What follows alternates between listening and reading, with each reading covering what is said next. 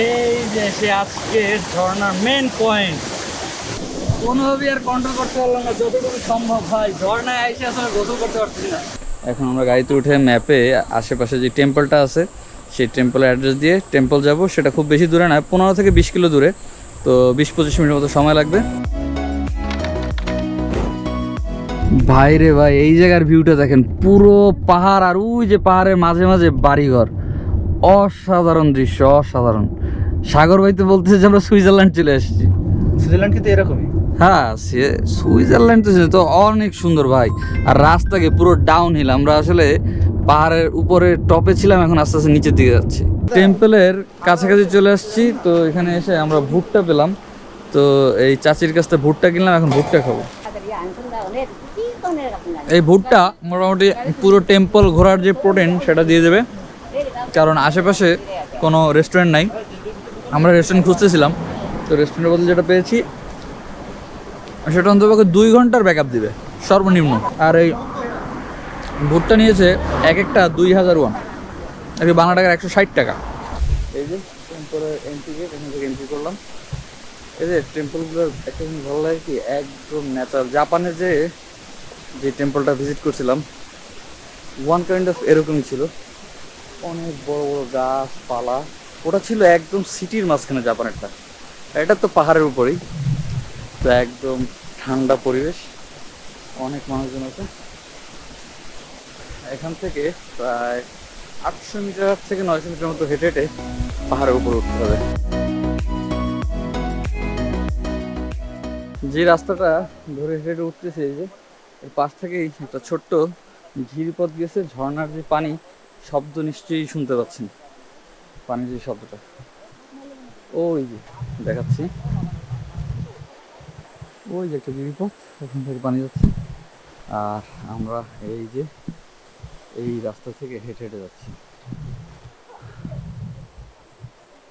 সকালটা শুরু হয়েছিল একদম বর্ষা দিয়ে, আর এখন একদম ফকফকা রোদ। এই যে একটু আগে হয়তো আপনারা ঠিক মতো দেখতে পারেননি, এখন দেখেন এই ঝর্ণার, পাহাড়ি ঝর্ণার পানি।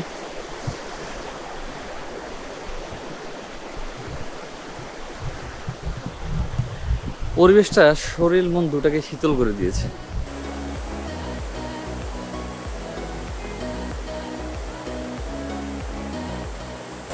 দেখতে পাচ্ছেন টেম্পলটা এখান থেকে দেখা যাচ্ছে, কিন্তু তো গাছের জন্য খুব ভালো দেখা যাচ্ছে না। আমরা এখন ওইখানে চলে যাব আর অল্প কিছু সময়। ঝর্ণা ঝর্ণা ঝর্ণা, আজকে প্রচুর ঝর্ণা দেখলাম।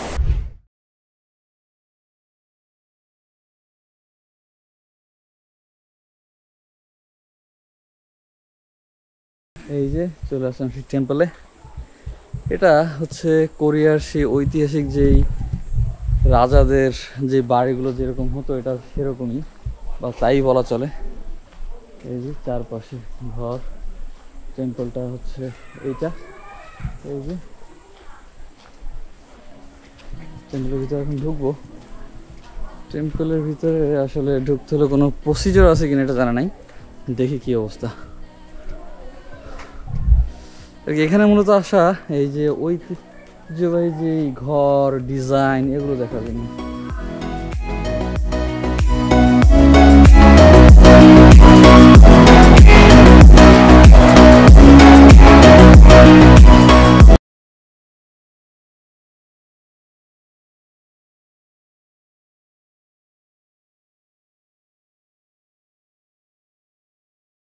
এই যে আমার সামনে যেটা দেখতে পাচ্ছেন, একটা নৌকার মতো জিনিস, কিন্তু আসলে এটা নৌকা না, এটা পুরো একটা আস্ত গাছ। এবং এই গাছটা কালেক্ট করা হচ্ছে আপনার কানওয়াল টেম্পল থেকে 500 বছর আগে। এটা মূলত ব্যবহার করা হতো 1000 বৌদ্ধ ভিক্ষু যখন একত্রিত হতো, তাদের চাল এটা রান্না বা ধোয়ার কাজে ব্যবহার করা হতো। এবং এটার বয়স হচ্ছে 500 বছর পুরনো। একটু চিন্তা করেন, 500 বছর পুরনো একটি গাছ এখনো এটা রয়েছে। এই যে এখানে একটা শপ পেলাম, এখানে হচ্ছে আপনার সব শোপিস বিক্রি করে। দেখেন এটা কিন্তু একটা এলইডি লাইট, কিন্তু এমনভাবে করা হচ্ছে মনে হচ্ছে যে আসলে আগুন জ্বলতেছে। এই যে এখানে অনেক কিছু আছে, এখানে হাতি, কচ্ছপ, এই যেটা হলো কচ্ছপ, বুতুম পেঁচা। ও এখানে তো অনেক বুতুম পেঁচা। আর এই যে বৌদ্ধ ভিক্ষু, তাদের এই যে একদম পিচ্ছি আছে, সব পিচ্ছি। আর এগুলো হচ্ছে এই যে ঘন্টা, অনেক ধরনের ঘন্টা আছে। আর এইগুলো হচ্ছে যে হাতে টাতে পরার ব্রেসলেট, মালা, বিভিন্ন জিনিস। ওয়াও সবাই খুব ব্যস্ত। এইখানে যে শিকদাং আর কি রেস্টুরেন্টগুলো আছে সেখানে গিয়েছিলাম খাওয়ার জন্য, কিন্তু এখানে আর কি আমরা যে খাবার টাইপেরগুলো খুঁজতেছি আর কি, ভাত, তারপরে স্যুপ, মাছ টাছ, এই টাইপের কিছু নেই এখানে। এমনি অন্য টাইপের খাবার পাওয়া যায়। তো বললো যে একটু সামনে গেলে আর কি 5 মিনিট সামনে গেলেই আমরা পেয়ে যাব আর কি ভাতের খাবারের যে রেস্টুরেন্ট সেগুলো। তো এখন এখান থেকে বের হবো। এখন বাজে হচ্ছে 3:45। টেম্পল ঘোরা শেষে আমরা এখন রওনা হয়েছি থিওয়া রিভার এসপেরি ব্যাম্বো গ্রেভ, বাঁশের জঙ্গল। বাঁশের জঙ্গল দেখতে যাচ্ছি।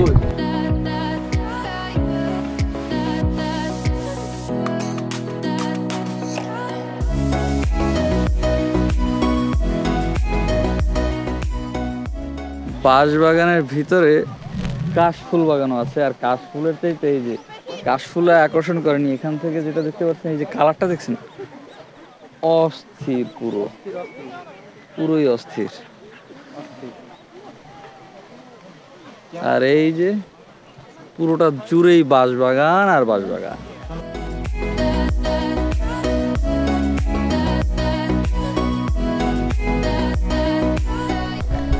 জায়গাটা লেডিজদের জন্য খুবই আকর্ষণীয়। এই দেখেন বিশাল কাশফুল বাগান। তো কাশফুল তো মেয়েদের খুব পছন্দ। তো আশেপাশে যারা আছেন তারা চলে আসতে পারেন এখানে ছবি তুলতে। আর আমি যাই বাঁশ ঝাড়ে ছবি তোলার জন্য। এই যে বাঁশের জঙ্গল বলেছিলাম আর কি, ব্যাম্বো ফরেস্ট, এখন সেই বনের ভিতরে হারিয়ে যাবো। এই যে দেখাচ্ছি, এই যে অন্ধকার অন্ধকারে, ওয়াও পাখির ডাক শুনছেন। আসলে সন্ধ্যা হয়ে গেছে তো যার কারণে লাইটটা একদম নেই, তবে জিনিসটা কিন্তু আসলেই অসাধারণ ছিল। ওয়াও সামনে বাঁশ রাখা আছে, বাঁশের মিউজিক শোনাবো আপনাদেরকে, দাঁড়ান। এই যে ওয়াও জাস্ট আনবিলিভেবল। এই যে এখানে রাত্রে তাবু করে থাকা যাবে। আর এখন বাঁশের মিউজিক, আসেন।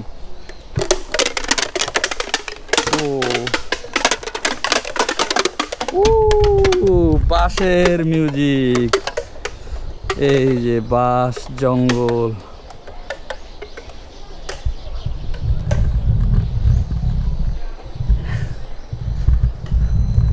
সব কিছু ঠিক ছিল, আমার যে টাইমিং ছিল সেটা যদি ঠিক মতো হতো আর কি, কারণ সকাল 8টায় বের হওয়ার কথা ছিল, কিন্তু বের হতে হতে সকাল 10টা বাজে। যার কারণে এই 2 ঘন্টা লেটের কারণে এই লাস্টের স্পটগুলোতে আসলে ওইভাবে লাইট পাচ্ছি না। তবে নিশ্চয়ই আপনাদের কাছেও জিনিসটা আনকমন এবং ভালো লাগছে। দারুণ একটা জিনিস পেলাম। এই যে এটা হলো X small, S small, medium, large, XL, double XL. তো আসলে আমরা কে কোন সাইজের সেটা ভাববো। ভাই সাগর ভাই আগে শুরু করেন, কোনটা দিয়ে পারফেক্ট হয়? যাইতে পারতেছেন? এবারে এল দিয়ে বেরোন, দেখি আপনার আসল সাইজ। হ্যাঁ এল দিয়ে বেরোন, বেরোন। কি বেরো গেছে? এম। এর মানে আপনার পারফেক্টলি এল। এবার আসেন আমি দেখি কোনটা। ইমরান ভাই জান আগে।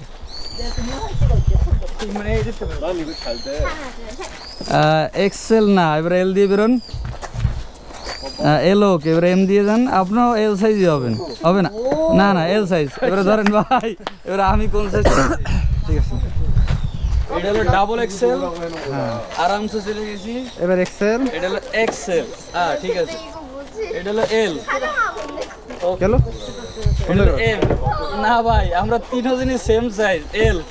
হ্যাঁ, যাদের জীবনে বাঁশ খাওয়ার খুব শখ তারা এই যে এই বাঁশের জঙ্গলে চলে আসতে পারেন।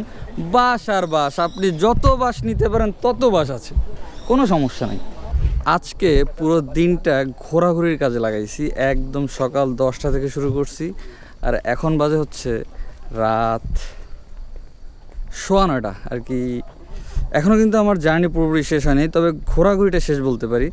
তো অলমোস্ট 12 ঘন্টা একদম ঘোরার উপরে ছিলাম। 4টা প্লেস ঘুরছি, ঝর্ণায় গেলাম, সেখান থেকে টেম্পল গেলাম, তারপরে গেলাম হলো ব্যাম্বো জঙ্গল, আর এখন আসলাম হচ্ছে লাইট হাউস।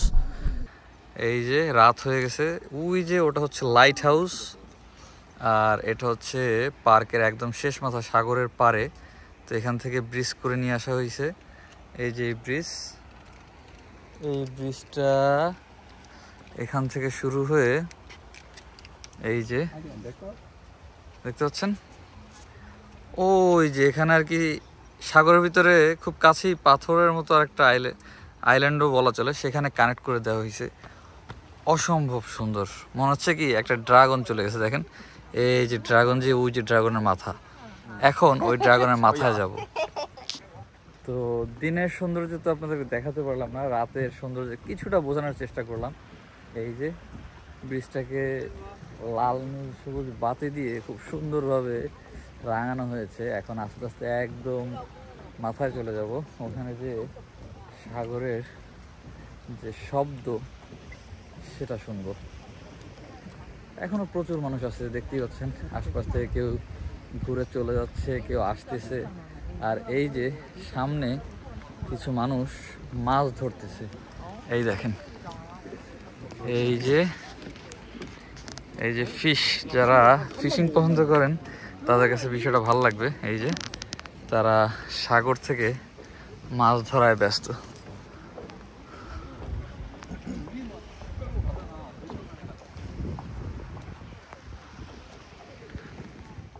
তো রাত হওয়ার কারণে চারপাশটা অতটা সুন্দরভাবে দেখাতে পারবো না। এটা হচ্ছে একদম টপ।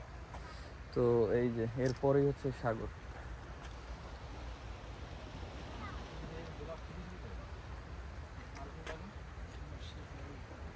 ওয়াও, সাগরের ঢেউ সব। আর সাগরের পাড়ায় সেই সাগর ভাই তো আমাদের সাথেই আছে। ভাই আপনি কই যাবেন ভাই? একদম মাথায় যাবেন। ওই মাথায় একদম। আজকে তো সময় নাই, এখন আমি পারবো যদি আমার একটু সাহস দেন। না না, আমরা আপনার এই সাহস দিতে পারবো না। সরি, সাহসের মেলা দাম, খালি খালি সাহস নষ্ট করার দরকার নেই। কি করেন ভাই? তো সাগর ভাই ওই মাথায় যেতে হচ্ছে এখন এই রাত্রেবেলা। তো আমরা তাকে সাহস দিয়ে শুধু শুধু সাহসের আর কি যে মজুদ, এটা শেষ করার দরকার নেই, ওটা মজুদ থাক। তো এই পর্যন্ত যারা ভিডিওটা দেখছেন নিশ্চয়ই ভালো লাগছে। তো আগামীকালকে নতুন জায়গায় যাব, সেই ভিডিওগুলো যদি মিস করতে না চান চ্যানেলটি এখনই সাবস্ক্রাইব করে ফেলুন। দেখা হবে পরবর্তী ভিডিওতে।